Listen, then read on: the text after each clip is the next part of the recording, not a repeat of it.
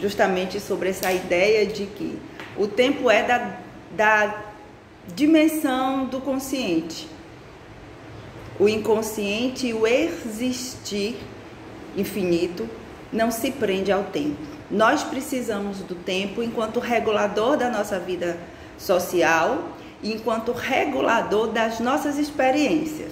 É tanto que quando a gente pega qualquer tratado de psicopatologia, a incoerência, a inconsistência com o tempo é um dos fatores primordiais do adoecimento mental. Então, pensar o tempo e pensar a nossa maneira de lidar com o tempo traz para a gente saúde.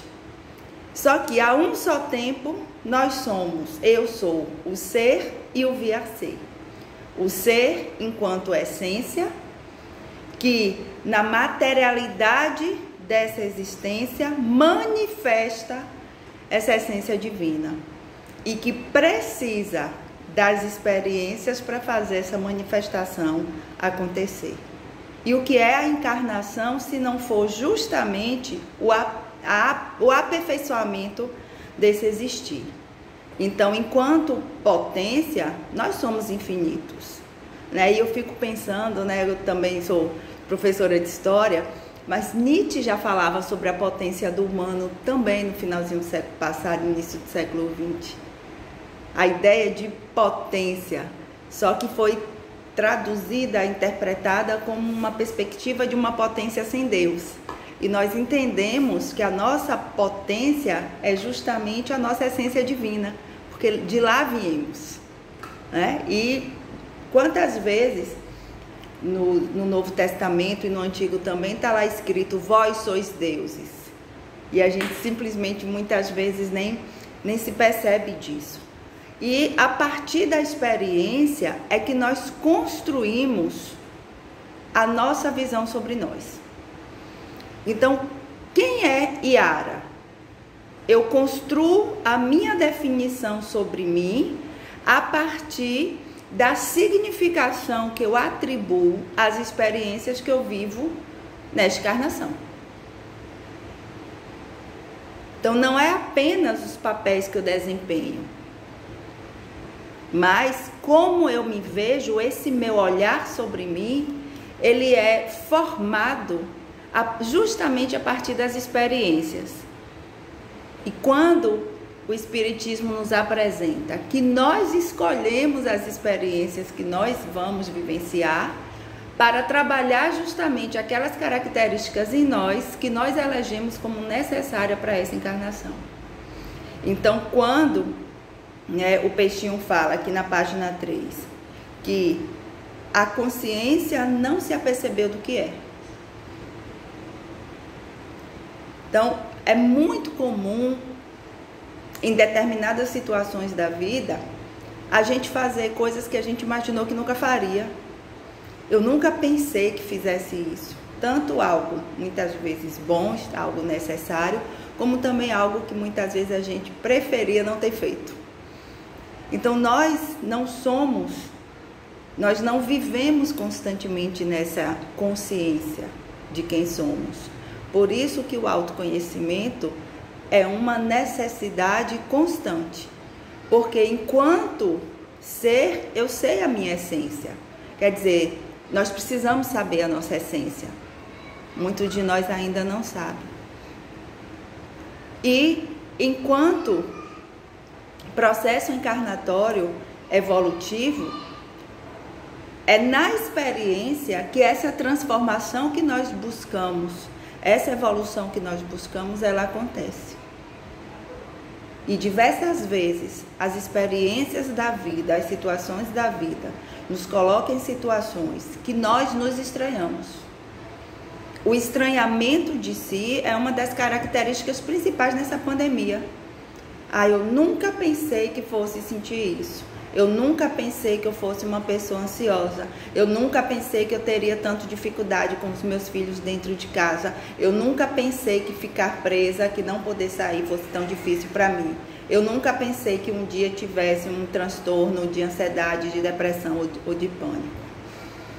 Então, a urgência desse autoconhecimento é justamente para que eu, na minha experiência, vá desenvolvendo esse autoconhecimento, essa consciência de quem eu sou. Porque só assim eu vou conseguir cumprir o plano, o projeto, o roteiro de vida que eu mesmo tracei para essa experiência. Porque eu só sei o que eu vim fazer na existência material se eu souber quem eu sou e de onde eu vim. E o que foi que eu vim fazer aqui, em linhas gerais. E aí isso vai, inclusive, moldar o meu olhar para as próximas experiências que virão. O autoconhecimento traz também algo que é extremamente necessário, que é essa diferenciação entre o ser e o estar. E quando a gente confunde, né, no inglês isso é muito mais comum. Nós já temos essa ideia mais diferenciada entre o ser e o estar. Mas conceitualmente nós nos apegamos muito mais emocionalmente àquilo que é transitório, ao estar. Vê como é difícil tantos processos de aposentadoria. É um dos contextos, gente, que as pessoas mais adoecem de depressão. Vê como é difícil quando muitas vezes os filhos crescem e desenvolvem autonomia e vão viajar, vão morar fora, vão construir a própria vida. E aí existe até o complexo do ninho vazio. A família adoece quando os filhos ganham autonomia. Então, quando a gente vai organizando em nós o ser e o estar, entendendo a nossa condição transitória, a gente lida sem adoecer com as etapas transitórias da vida. Porque todos nós estamos aqui de passagem. Todos nós estamos aqui para viver etapas em prol do nosso próprio desenvolvimento. E essas etapas, elas são justamente montadas a partir das experiências que a gente vai vivenciar. Porém, como eu estou distante de mim, como eu estou sem a perceber de mim, é onde muitas vezes eu vou estagnar. O espírito, ele não evolui, mas ele estagna. E quando é que a gente estagna? Quando é que a gente para? Quando, ao invés da gente utilizar a experiência, por mais dolorosa que seja, por mais incompreensível que seja, para trazer para mim a minha própria purificação e o meu próprio esclarecimento, eu vou estar brigando, de certa forma, com a vida. Eu vou estar querendo mudar a experiência e não assumindo um papel que aqui é muito importante, que é o papel de ser ensinável. Como é que eu vou aprender com a experiência se eu me mantiver presa nas minhas próprias verdades? Aliás, se eu não me abrir para aprender o novo, se eu achar que eu sei tudo, se eu achar que eu sou dona da razão, não tem como alguém aprender, ou seja, eu jamais vou aprender algo com a minha experiência se eu não vivenciar essa experiência na condição de ensinável. Mas se eu vivo uma doutrina que me instrumentaliza, que me instrui, para que eu me coloque como alguém ensinável, capaz de aprender com as experiências, eu passo pela experiência, seja ela qual for, de uma outra forma. E ao passar pela experiência, é que a gente se transforma. E aí, no meu existir, lidando com as experiências, a partir daquilo que a doutrina me instrui, me orienta, é que eu vou manifestar o divino através da minha essência. Né? Quando o Peixinho traz de que Deus criou todos os espíritos simples e ignorantes, lá no Livro dos Espíritos, na questão 115. Então, todos nós somos ignorantes. Eu sou uma pessoa apaixonada por etimologia, né? E aí, quando a gente vai lá buscar a etimologia, a construção da palavra ignorância, ou seja, todos nós vivemos em ignorância, significa falta de conhecimento, falta de saber. Nós não sabemos de tudo. Nós não sabemos nem sobre nós mesmos. E aí eu brinco em sala de aula, eu digo assim, ó, nós somos seres tão distantes que justamente, eu uso justamente o exemplo, eu brinco como um exemplo de domingo à tarde, 4 horas da tarde. Que é tão comum domingo, 4 horas da tarde, a gente tá lá, sem ter o que fazer às vezes, descansando, e aí sente uma vontade. Aí eu sinto uma vontade que eu não sei do que é. E eu sinto a vontade que eu não sei do que é e que eu acho que eu tô com vontade de comer alguma coisa. Só que eu sinto vontade de algo que eu não sei o que é, que eu acho que é a vontade de comer alguma coisa que eu não sei o que é essa coisa que eu quero comer. Eu tô com vontade de comer algo diferente. Nessa vontade, que eu não sei do que é, mas que eu acho que é a vontade de comer algo diferente, a gente cria a ilusão de que isso que eu estou procurando, que eu não sei o que é, está na geladeira. E nós cometemos a insanidade de levantar, abrir a geladeira e procurar na geladeira aquilo que a gente está com vontade, que não sabe o que é. Né? Algumas pessoas ainda colocam com o gasto de energia do jeito que está, abre a porta da geladeira, bota a mãozinha em cima e fica lá, procurando na geladeira algo que não sabe o que é. Então, enquanto o ser humano abrir geladeira para pensar, a gente ainda está muito distante do nosso próprio autoconhecimento. Porque eu vou procurar aquilo que eu não sei, achando que vai estar materializado em forma de um alimento diferente. E ainda tem o pior, é quando a gente abre o pote de sorvete sabendo que o que tem lá é feijão. Então, quando a gente se coloca como aprendizes, como alguém ensinável nas experiências, a gente vai transformando a nossa ignorância, o nosso não saber, em sabedoria. E a palavra sabedoria, etimologicamente, significa saber e sentir o gosto. Sabedoria não é conhecimento. Sabedoria não é instrução. Sabedoria é sentir o gosto da lucidez, sentir o gosto do conhecimento. Só que esse processo aqui tem uma metodologia que nós aprendemos com a filosofia, que é justamente a contemplação. Qual é o método de desenvolvimento da filosofia? É a contemplação. E o nosso contexto atual, a maneira que nós estamos vivendo, a gente tem aprendido que contemplar é perder tempo. A gente não quer parar. Quantas vezes ao longo de um mês a gente vê o sol se pôr ou o sol nascer? É aquele momento onde o tempo não existe. Eu só sei e sinto. É ali que a sabedoria começa a ser trabalhada. Porque primeiro tira o tempo e tudo que eu tenho de conhecimento é como se fosse se encaixando. Quer ver?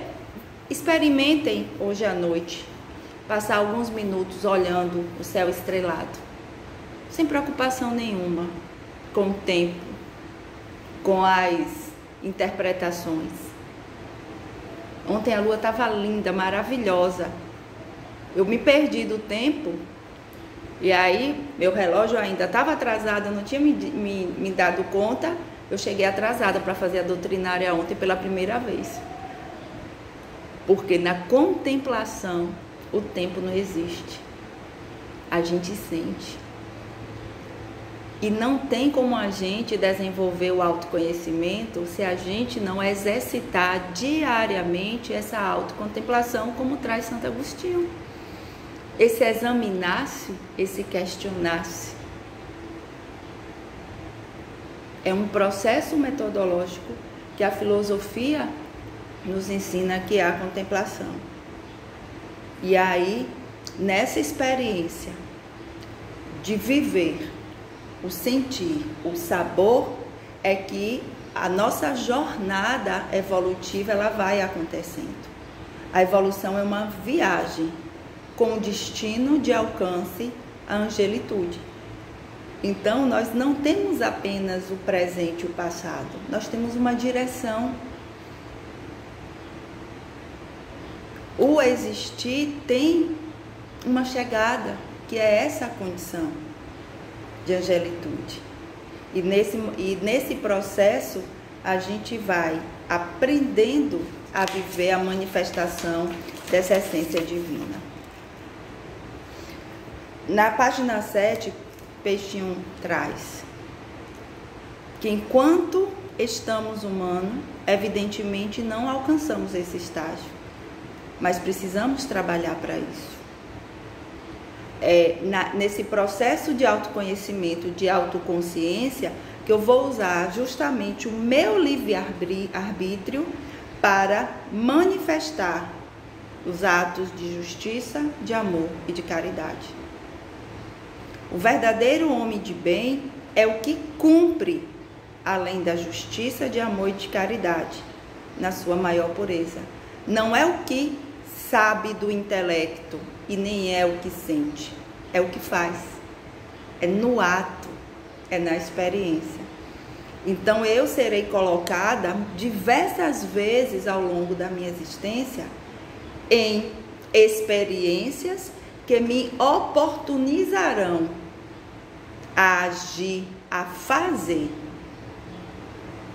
o cumprimento da justiça, do amor e da caridade.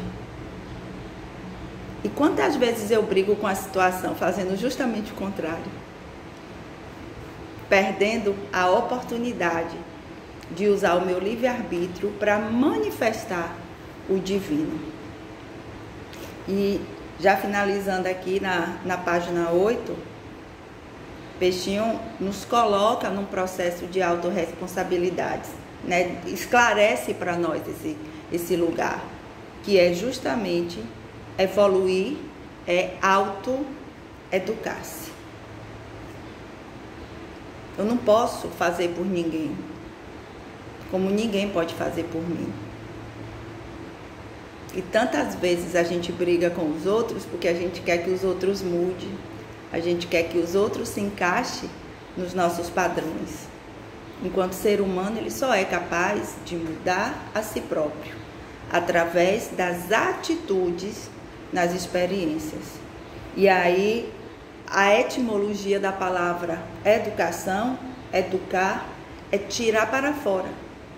A gente tem uma ideia, muitas vezes, que educar é colocar conhecimento para dentro. Não.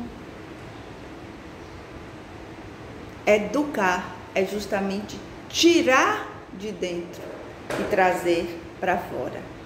E nesse processo, o que é que nos cabe? Nos cabe sermos instrumentos para manifestação da minha própria essência e também ser instrumento para que o outro seja capaz de colocar para fora, de manifestar, de traduzir a própria essência em ato realizado. E nesse processo, esse capítulo finaliza, né, com alguns trechos de Vinícius do Pedro Camargo, e aí tem algo muito importante que é: a verdade não surge de fora, como em geral se imagina, procede de nós mesmos. E onde está essa verdade em nós? Está justamente no nosso sentir, está justamente no nosso coração. Mas para isso, a gente precisa se tornar sujeitos da nossa história. O termo sujeito tem duas perspectivas. É aquele que sofre as consequências, mas ele também é aquele que faz. Então, o sujeito, ele é aquele que pratica a ação e que recebe as consequências das ações praticadas. E que nesse processo de autoconhecimento, a gente se mantém ensinado. Ontem eu fiz uma experiência, o gatão tá aqui, eu fui falar sobre reforma íntima e me propus fazer uma fala totalmente na primeira pessoa. Quão difícil. né? Quão difícil é. Diversas vezes eu falei a gente e voltava para trás, falava a nós e voltava para trás, né? Porém, esse é o nosso primeiro passo. Essa precisa ser a nossa primeira experiência, porque através da fala a gente já vai se assumindo sujeito. Então sou eu que estou falando sobre mim, porque o meu processo educativo aqui é meu. Eu vou utilizar aquilo que os outros estão me instruindo. E quando eu vejo, mudando apenas uma palavra, um pronome para conjugar um verbo, o quão difícil é mudar a mim mesmo, eu me torno muito mais tolerante e paciente na mudança do outro, sem exigir, porque eu sei e sinto na minha experiência, no meu mudar, que não é algo fácil e que por mais que eu queira e que por mais que eu tenha o desejo, a gente só consegue mudar na experiência. Só aproveitando a experiência eu posso mudar em mim. E a psicologia tem um conceito que eu gosto muito, é um conceito da psicologia cultural, que são os campos afetivos semióticos. O que é que a psicologia diz, né? Que é uma psicologia que utiliza da semiótica, a psicologia cultural. Que quando nós vivemos as experiências, nós mudamos as nossas emoções. Os nossos campos afetivos, eles mudam de significado a partir daquilo que a gente vivencia. Gratidão pela escuta. Meu amigo Genilson. Antes da